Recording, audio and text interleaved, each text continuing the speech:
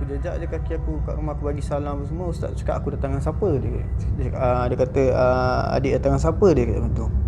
Aku cakap lah seorang. Ada benda yang tumpang tu, kalau nak tahu. Dia cakap macam tu. Lepas tu ustaz cakap, tak apalah, tak apa, pergi masuk ambil wuduk, lepas tu datang sini balik. Lepas tu aku pergi ambil wuduk apa semua, datang kat ruang tamu balik. Dia kata benda yang tumpang aku tu, perempuan, pakai baju pengantin. Dia cakap macam tu. Dia accident dekat tempat yang aku lalu masa nak balik tu. Aku lalu highway tu, kat situ lah dia accident. Dia baru kahwin, dia accident kat situ. Jadi dia tumpang aku kebetulan. Dia cakap macam tu. Okey, lepas tu masa tu dah memang tengah berubat adik aku dah. Aku sampai pun dah kira dah start berubat dah sebenarnya. Okey, ustaz tu cerita, dia kata yang dekat rumah ni ada Ustaz tu cakap, ustaz yang sebelum ni, dia tak mention ustaz, dia cakap orang yang berubat sebelum ni ada tinggal benda dekat rumah ni. Dia cakap macam tu. Sebab tu lah bila awak keep panggil dia ni, wallahu alam lah, berbayar ke? Dia tanya macam tu. Ustaz tu tanya dekat bapak aku lah. Lepas tu bapak aku cakap berbayar. Okey, tak apalah, macam tu kalau boleh jangan panggil lagi lah ustaz tu. Dia cakap macam tu. Alright, lepas tu dia kata, okey, benda ni sebenarnya, dia cakap kat mak dengan bapak aku lah, benda ni sebenarnya kak, abang, benda ni sebenarnya ada orang hantar dengki. Okey, dia sebenarnya macam ni. Sebelum ni sebelah kedai mak aku tu kosong. Lepas tu ada satu family, kira pasangan suami isteri ni, dia berniaga kat situ. Dan dia ada anak kecil lah, 2 orang. Okay, dia masak, dia jual western. Dan mak aku ni jual goreng-goreng. Dia, kedai dia agak tak ramai orang sebab western. Sebelah tu, yelah, kalau western dengan nasi goreng-goreng ni, nasi dengan goreng-goreng ni lebih laju lah jalan kan.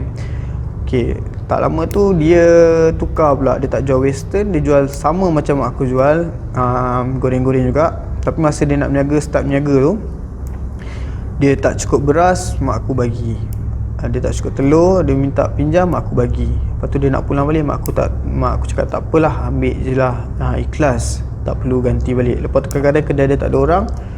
Contoh kedai mak aku ada orang datang makan apa semua, mak aku cuma ambil order makan, yang air tu bagi kat kedai dia, tolong dia, kira sebab kesian dia ada anak kecil semualah. Lepas tu yang ustaz ni cakap, yang hantar ni sebenarnya dekat je dengan awak. Saya tak nak cerita siapa, sebab saya tak nak ada kena-mena dengan, sebab kalau saya cerita, saya takut benda ni jadi dendam, saya turut terlibat. Dia cakap macam tu. Tak apa, nanti kita pergi ke kedai, nanti saya cerita macam mana. Okey, lepas tu pergi ke kedai. Sebab satu, kita orang syak kat kedai. Okay, sebelum tu pakcik dengan makcik aku daripada Putrajaya nak datang makan kat kedai kita orang. Kita orang dah nampak dah dia lalu 2-3 kali lalu kedai. Kita orang tunggu. Yang masa tu ada aku, adik-adik aku dengan mak aku lah. Masa tu hari Sabtu, jadi semua ada, bapak aku pun ada. Jadi dia lalu 2-3 kali sampai mak aku call. Mak aku cakap, mana kau ni, kenapa tak berhenti? Lepas tu dia cakap, kedai kau tak buka kan? Dia cakap macam tu. Aku tak nampak pun kedai kau. Lepas tu tak lama tu mak aku cakap, buka lah kak, buka ni kedai ni. Lepas tu baru dia nampak. Lepas tu dia turun kereta pun sambil dia bebel dengan lelaki dia. Dia cakap, tadi tak buka, tak nampak kedai dia buka. Dia cakap macam tu. Lepas tu mak aku pun cakap, tak payah fikir apa-apa lah. Masa tu kita orang syak benda tu daripada kedai lah, berpunca daripada kedai. Okey, jadi ustaz tu pun bawa kita orang pergi ke, lepas berubat adik aku tu. Okey, kita orang pergi ke kedai mak aku ni lah. Satu family aku semua ikut. Nah, ustaz ni pun pergi sekali. Okey, sampai kat sana, dalam kereta lagi ustaz tu dah cakap, nanti adik kuatkan semangat, ustaz akan buka hijab sebab ustaz nak adik sendiri yang tengok. Sebab ustaz takkan bagi tahu. Ustaz macam dia cakap tadi lah, pasal balas dendam apa semua tu, dia tak nak terlibat. Sebab kadang-kadang ada yang bila orang dah berubat ni, dia dendam, dia akan hantar balik macam tu. Jadi dia kata nanti adik akan tahu apa yang berlaku sebenarnya. Okey, sampai je kedai tu, ustaz tu macam baca apa semua. Keluar je kereta, bunyi benda jatuh daripada bumbung rumah mak aku tu. Lepas tu bawah kat kedai mak aku tu, dekat lantai mak aku tu, depan pintu nak buka kedai tu, ada daging. Dia macam daging, tak tahulah, kita orang ingat mula-mula macam benda, ingatkan macam tai kucing apa benda. Lepas tu datang dekat, try tengok, dia daging. Lepas tu masa tu ustaz tu pun baca apa semua. Masa yang benda jatuh tu, masa keluar kereta tu, macam bunyi dia macam aksiden kereta berlanggar kereta, kuat sangat. Sampai adik aku pun pandang mak aku, terus peluk mak aku. Dia kata dia takut. Okey, jadi ustaz tu cakap, adik tengok keliling kedai ni apa yang ada. Dia cakap macam tu. Lepas tu adik aku tengok, tapi dia macam takut-takut lah. Macam dia nampak benda tu, tapi dia takut-takut. Okay, so dia cakap, okay adik, jangan cerita sekarang, adik dah nampak kan. Okay, jom kita balik. Lepas tu dia balik apa semua. Dia kata semua tu anak akak dengan abang dah nampak. Dia cakap kat mak bapak aku lah. Dia kata yang pasal kedai tu, biar saya dengan kawan-kawan saya akan uruskan lah. Dia kata ada pelajar-pelajar tahfiz saya nak bawa untuk tolong saya berubat. Dia kata tu kat kedai akak ni dengan abang ni. Okey, lepas tu ustaz pun balik. Ustaz balik, adik aku cerita apa yang dia nampak. Sebab kita orang pun tanya apa benda yang ada kat kedai tu. Dia cakap benda yang jatuh daripada atas tu adalah hantu raya. Lepas tu daging yang kat bawah tu, yang kita orang terpinga-pinga ingatkan daging ke apa benda, memang daging. Lepas tu antara hujung pintu ke hujung pintu ada dua lembaga hitam. Dia melintasi gile-gile depan pintu kedai mak aku tu. Dan muka dia adalah suami isteri. Suami isteri tu adalah jiran sebelah kedai mak aku tu lah. Jadi masa tu bapak aku pun macam marah lah. Mak aku pun macam terkejut, kenapa buat macam ni apa semua. Lepas tu macam kita orang terkejut lah, kenapa jadi macam ni. Sebab kita tak buat apa-apa pun dekat dia kan. Macam apa dia susah kita tolong, tak harapkan balasan, ikhlas apa semua, kesian dekat dia, tapi dia buat macam ni. Okay, adik aku ni lagi satu dia okay, sekarang ni cerita pasal masa ustaz tu berubah adik aku. Okay, masa ustaz tu berubah adik aku ni, sebab masa tu aku datang pun dah halfway, dah nak settle lah. Okay, ni mak aku cerita sendiri.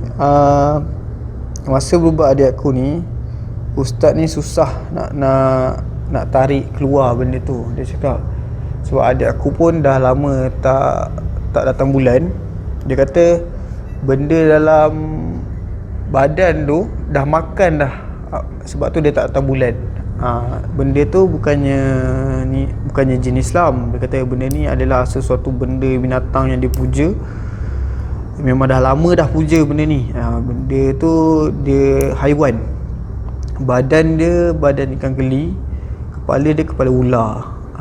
Jadi ustaz tu nak ubat, nak tarik benda tu keluar susah sebab licin. Macam tu. Jadi sebenarnya benda tu tak full keluar lagi. Adik aku ni bukannya penuhnya elok lah. Sebab ustaz tu cakap dia perlukan bantuan anak murid dia apa semualah, dengan pelajar-pelajar tahfiz. Dia adalah macam grup tahfiz yang tolong dia lah. Jadi bila dia nak settlekan kedai tu dulu, sebab semua benda tu ada dekat kedai tu dulu, jadi dia settlekan kat kedai aku tu dulu, kedai mak aku tu dulu. 2-3 hari sepanjang dia berubat kat kedai mak aku tu, memang kita orang tak berniaga lah. Memang ustaz tu cakap dia kena buat benda tu pun malam, sebab takkan nak buat time waktu kemuncak kan, orang lalu kedai tu semua kan, nanti nampak sangat. Jadi dia buat pun lepas semua kedai kat situ dah tutup, baru dia buat. Okay, Tapi sepanjang ustaz tu berubat, kedai yang sebelah aku tu tak pernah buka. Sebab bila ustaz tu dah berubat, mestilah dia dah tahu kan, sebab dia yang buat benda tu. Jadi dia pun tak buka. Dia tak buka. Jadi masa 3 hari ustaz tu berubat kedai mak aku, lepas tu sepanjang 3 hari tu adik aku adalah juga, dia selepas malam tu macam kena kacau apa benda semua tu ada juga. Tapi ustaz tu macam call ayah aku, bagi tahu apa yang kena buat sepanjang waktu 3 hari tu lah. Okay, lepas dah settle kedai aku, dia minta untuk bawa adik aku ni pergi masjid dia, masjid tempat dia semayang tu lah. Dan kat situ memang dah ada orang-orang masjid, bawa dia berubat kat situ. Masa tu semua baca Yasin, lepas tu tafakur apa semua. Lepas tu ustaz ni ada baca ruqyah. Dia minta tolong kawan dia, ada lagi 2 orang untuk tolong keluarkan benda tu daripada badan adik aku ni. Jadi lama lah, daripada lepas isyak tu sampai dekat pukul 2 pagi rasanya. Baru settle, baru sampai rumah pukul 2 pagi. Last sekali benda tu pun dah keluar. Lepas tu esok tu bangun, adik aku memang tak boleh bangun. Badan dia pula ada macam kesan cakar lah, macam kesan cakar. Dan dia memang demam, memang dia tak boleh bangun. Dia terbaring je kat bilik.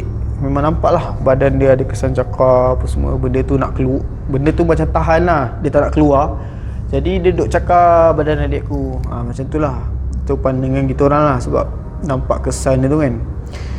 Okay, ustaz tu pun ada sediakan air untuk adik aku minum. Lepas tu rumah kita orang pun memang dia dah pagar, tapi dia kata seelok-eloknya pindah rumah lah. Sebab dia kata sebelum ni dah ada orang yang tinggal barang kat sini, jadi tak elok lah kalau saya berubat nanti pun mantu benda tu datang lagi. Seelok-eloknya pindah rumah lah. Sebab rumah yang kita orang duduk tu pun memang rumah sewa. Jadi rumah yang kita orang duduk sekarang ni, rumah kita orang ni betul-betul sebelah kubur, tapi tak rasa takut apa semua. Sebab kalau kat rumah kita orang yang lama tu bukan sebelah kubur, kawasan pun trafik lalu, ada orang je lalu, tak ada masalah, tak sunyi lah. Rumah yang baru kita orang duduk ni, rumah sewa baru ni, betul-betul sebelah kubur. Kalau buka pagar je dah sampai kubur dah. Tapi tak rasa takut, tak rasa apa. Memang kita boleh rasa lah benda tu memang dah tak ada dah dekat dengan kita apa semua. Cuma sebab lagi satu kenapa kena pindah, sebab adik aku dah pernah kena ada benda hantar-hantar ni. Jadi dia kata tak mustahil benda tu senang masuk balik. Macam tu lah, sebab orang yang dah kena macam ni, senang balik potensi untuk benda lain masuk. Jadi takut benda tu datang balik macam tu lah. Okay, lepas tu ustaz tu pun tak dia minta bayaran, cuma sediakan beras untuk disedekahkan kepada anak-anak yatim dengan sekolah-sekolah tahfiz. Macam tu je, dia tak minta bayaran langsung. Okay, masa tu memang kita nak datang lepas dah settle semua, dah berubah apa semua, memang kita nak jumpa ustaz tu lah. Call dia 2-3 hari tak jawab-jawab. Rupa-rupanya sepanjang 3 hari tu dia call balik. Okay, dia call balik, dia cakap 3 hari ni saya demam teruk, saya tak boleh nak jawab call apa semua, minta maaf. Lepas tu baru kita orang jumpa ustaz tu. Lepas dia dah jawab call tu, bagi berapa semua.